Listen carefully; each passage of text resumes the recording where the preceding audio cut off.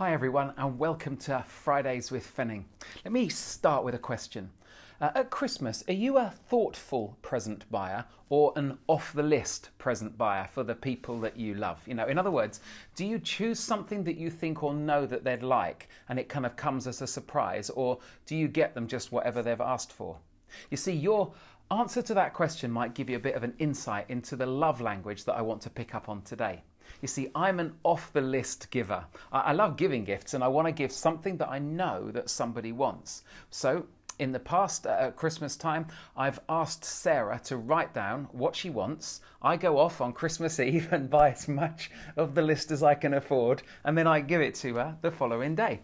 And it's kind of job done and everyone's happy. Or are they? You see, now Sarah is much more attuned to things than me, and she notices if I highlight a need or if I say that I like something, and she stores that away until it's my birthday or Christmas. And so her gifts to me are a surprise. They've been thought through, not just picked off a list. And I wish I did the same, as my gifts are always kind of predictable and less thought through. Why? Well, it's because this isn't my primary love language.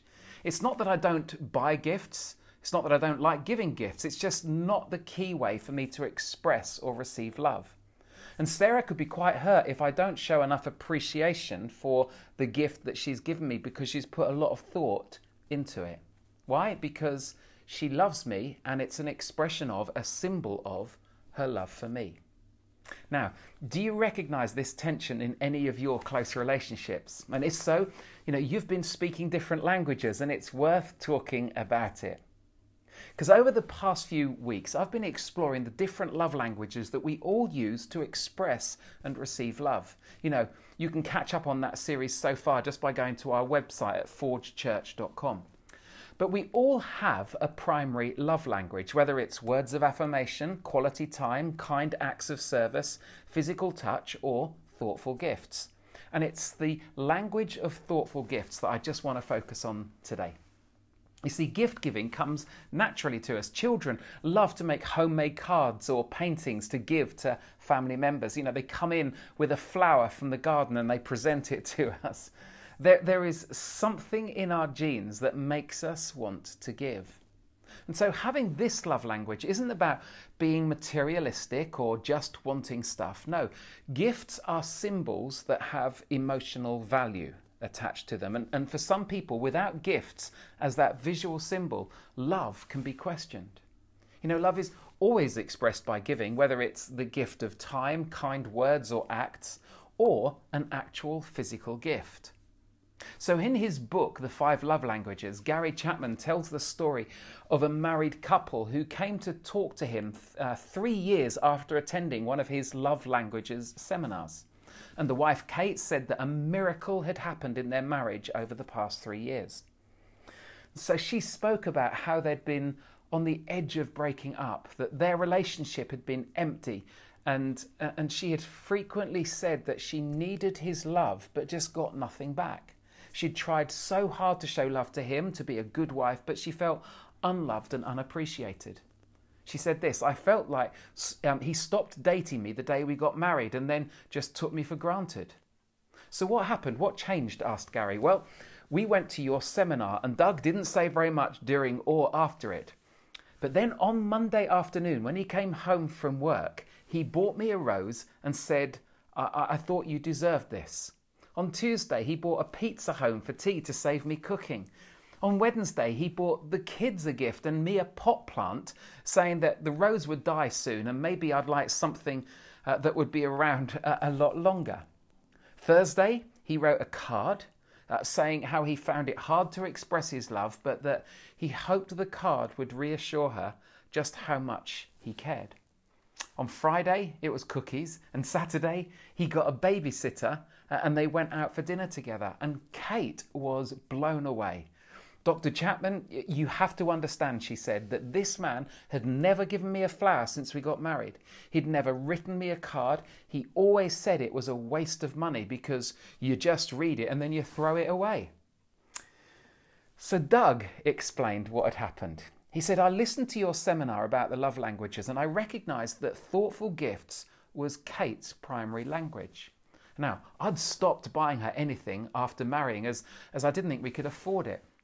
But I decided to buy her a gift every day for a week to see if it made any difference to her.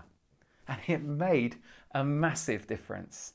And so I apologised for being so dense all those years and that I'd failed to meet her need for love, but that I did love her and that I would become a gift giver for the rest of my life. Not every day, but at least once a week. And he did. And Kate said, he's like a new man. You wouldn't believe how happy we've been. Now, that can be the power of speaking the right love language. You know, thoughtful gifts don't always have to be about spending money, but to become a gift giver, you might have to change your attitude about money, just as Doug did. You know, we all have perceptions about the purpose of money. Some of us have a spending orientation and others have a saving perspective.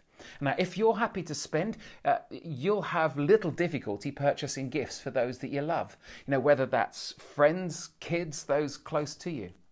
But if you're a saver, you may need to work harder at this because it can seem like a waste of money, but it's not. Because if receiving gifts is the primary love language of someone that you love, then you're investing in your relationship with them and filling their emotional love tank. So one of Sarah's work colleagues, Steph, said that her husband bought her a piano as she used to play when she was younger. And she said that she's loving it more and more as the years have gone on, and that her husband just likes to lie there on the sofa and listen to her play. Now that's a gift that keeps on giving. But gifts don't always have to be expensive or even require money. Sarah's friend Vanessa spoke about a year that her sister collected recipes from family and friends and made them into a book for her as a present. And she said it's become even more special as some of those people who gave recipes have since passed away. And so it's so much more than just a recipe book. That's a thoughtful gift. You know, becoming a gift giver at work, you know, taking in goodies could help transform the atmosphere in the workplace because for others, it's an expression of love and appreciation. So my question is this your primary love language? Or do you know someone whose primary love language is thoughtful gifts? If so, why not invest in that relationship this weekend by giving a gift that shows that you love, that you value, that you appreciate them?